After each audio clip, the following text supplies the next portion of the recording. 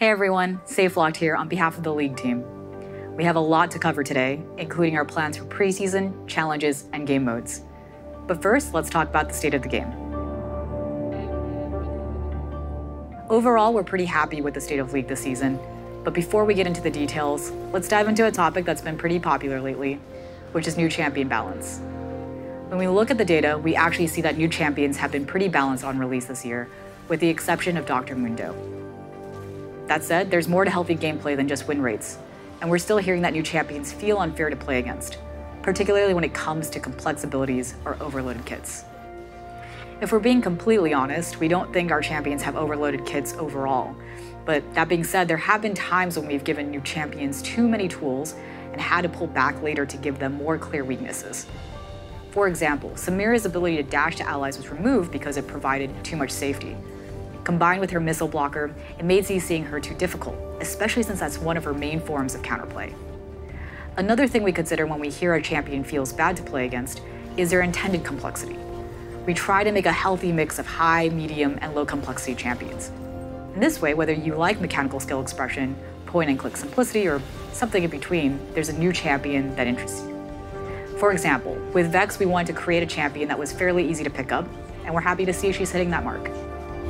But beyond just how complex a champion is to play, there's also how difficult they are to understand. We want new champions to have unique gameplay, but you shouldn't need a wiki to know how to play with or against them. Learning counterplay is a skill test we do think is important, but knowing what a champ can or can't do shouldn't be a part of it. This clarity is something we haven't always hit the mark on, especially with champions like Aphelios, who not only has a complex kit, but was also lacking UI clarity when he was released. Designing new champions is a constant balance between making something that's exciting, has clear counterplay, and isn't confusing. We're still trying to find that line, but we want to get to a spot where new champions aren't just numerically balanced, but that you all feel they're fair to play against. Beyond new champion releases, this season we've seen a wide variety of picks in every role. We've also seen a healthy improvement in diversity of playstyles across roles, especially in jungle and top lane. Some of this is due to direct champion changes, such as the kit adjustments that enable picks like Jungle Darius, Brand, and Morgana. New items like Anathema's Change and Hullbreaker have also had a positive impact, especially in top lane where we're seeing a ton of champion diversity. And finally, we know that some champion classes have been struggling after the item system update, and we've been working on some solutions to help them out. And this brings us to our plans for preseason. With that, I'm going to hand things off to Brightmoon, who will go more in depth on the upcoming changes. Hey everyone, I'm Brightman, the lead producer of gameplay on League of Legends. League is like a house. Sometimes we need to do a big renovation to keep it working well, like when we overhauled the item system, and sometimes we just need to add some new furniture. For this year's preseason, we're sprucing things up with improvements to our existing systems, like items, runes, and the Elemental Rift. Let's start with our plans for items. While some champions and classes have lots of build options, we've still got others that don't feel like they've got a mythic or legendary that really speaks to them. So we're going to be adding some new items and tweaking some others. This will include 2 new mythic items. The first one is a support tank item, perfect for champions that want to get aggressive and charge into the middle of a fight. When you immobilize an enemy champion, all nearby enemies will take increased damage from your team for a short period of time. The second new mythic item is built for mages who are looking for a little more survivability. It grants damage reduction that lingers for a few seconds after you get hit, and while the protection holds, you'll also get ability haste. We think it'll be particularly good for longer range mages who need a mythic that helps them survive a dive rather than pile on extra damage. When we updated League's item system, we wanted to give every champion strategic choices in every game. We still think that's the right goal for mythics, but our thinking has changed when it comes to legendary items. We think it's okay if some champions build the same legendary in most games if it's a perfect fit.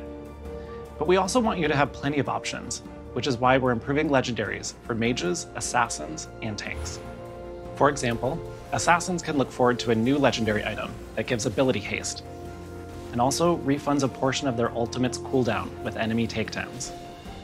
Tanks that can never get enough mana will be happy with a new legendary item that grants bonus health based on total mana, and also burn some of it to create a shield whenever they immobilize an enemy.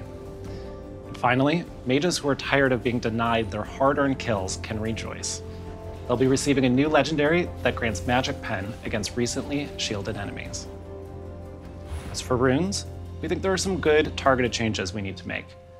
Most of all, we feel the Inspiration Tree's identity has been pretty unclear, and we'd like to broaden its keystone use cases. For example, we're reworking Glacial Augment to double down on its fantasy of slowing down enemies. We are also making some modifications to Lethal Tempo to lean into its attack speed fantasy and give it a more distinct use case in the Precision Tree. Up next are bounties. Champion bounties give teams who are behind a way to get back into the game without being a straight shot to victory. And this year, we're adding a second way for teams to try and make a comeback. Objective bounties will work like champion bounties, except you cash them in by taking map objectives, like towers or Baron. They ramp up slowly when the enemy team lead grows, and the bounty is shared with your whole team, regardless of who claimed it.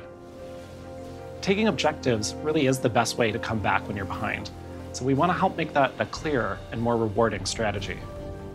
That said, if a team is really far ahead, objective bounties won't change that.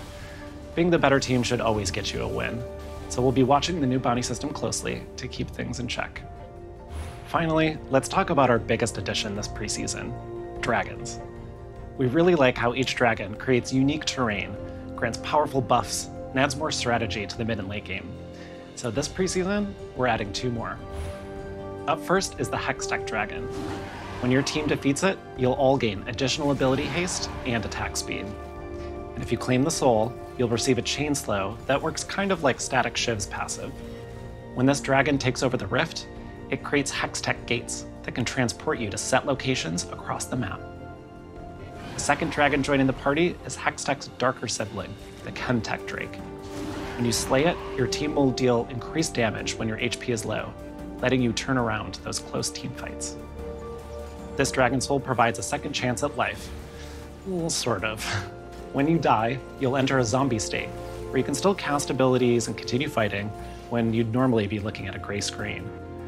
And when the Chemtech Dragon putrefies the map, it creates camouflage zones in fixed locations. These dragons might seem more impactful than the current ones, and, well, they are. Our goal is to add more unique encounters and meaningful strategy to the mid and late game. That said, these are some pretty big changes, and we're ready to adjust if they're making too much or too little of an impact. You can expect to see all of these changes on PBE in a couple of weeks, and we'll be looking for your feedback in the months ahead.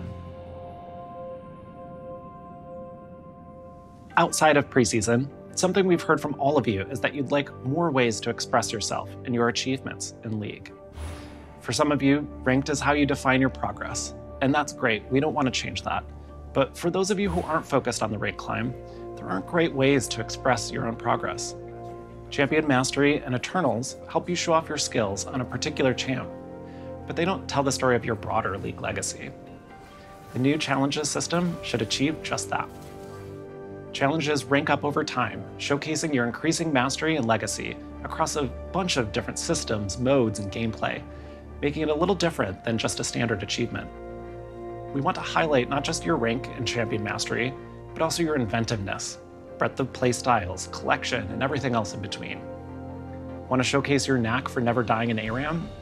Or how great you are at killing minions in SR in the first 10 minutes? Maybe you've collected over 100 champions, or love participating in events. All of this is now possible to track and display your progress with challenges.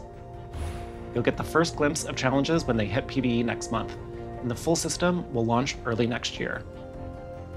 That's all I have to share with you today. Thanks so much for watching, and here's SafeLocked again to talk about game modes. When it comes to game modes, one thing we've been hearing from you all is that you'd like more variety in the modes we bring back alongside events. So let's talk about it. To start, we actually agree that the existing rotation of game modes can make some of the most popular modes like Earth and One for All feel a bit stale. Some of you have asked why we just don't bring back some of our other older game modes like Star Guardian Invasion or Ascension to mix things up. And the answer is that bringing back old modes isn't as easy as flipping a switch. League is constantly changing, which means all of our existing modes require a constant upkeep. For example, when we released Yuumi, we had to figure out how she'd function in One for All. What happens when a Yuumi attaches to a Yuumi who is attached to a Yuumi? Because of upkeep like this, we have to be very selective about the modes we maintain. And right now, there are just too few popular modes that feel worth the investment compared to making brand new modes or updating more resonant ones for you. We've mentioned this before, but we think the sweet spot for game modes are ones that amplify champion fantasies and really build on what you love about your champs and Summoner's Rift. So moving forward, we're focusing on adding more game modes that hit this goal. And to that, let's talk about Ultimate Spellbook. First and foremost, you all seem to really love this one. It was one of our highest engagement modes ever, second only to Earth. And beyond popularity, we're super happy with how long you spent making oversized champions with Cho'Gath's ult, and by that we mean the total amount of time you spent in Ultimate Spellbook stayed high throughout the event. That gives us confidence that it's worth keeping around. That said, there are some clear areas of feedback that we want to address. Junglers were forced to take Smite and another ultimate, which meant they couldn't choose another summoner spell. They also missed out on a lot of exciting plays during the laning phase because they were stuck clearing camps. Beyond that, we also heard that games started to feel a little repetitive due to the small number of available ultimates. And we agree. So, this winter we'll be bringing back Ultimate Spellbook with a bigger ult pool. We'll also be making some adjustments for junglers to ensure that your experience in Ultimate Spellbook is just as fun as everyone else's. If you'd like to learn more about our approach to game modes, you can check out the dev blog that's coming out today. That's all we have for today. Thank you so much for watching. We hope you're enjoying Worlds as much as we are, and for any pros watching, once again, please pick a Mumu.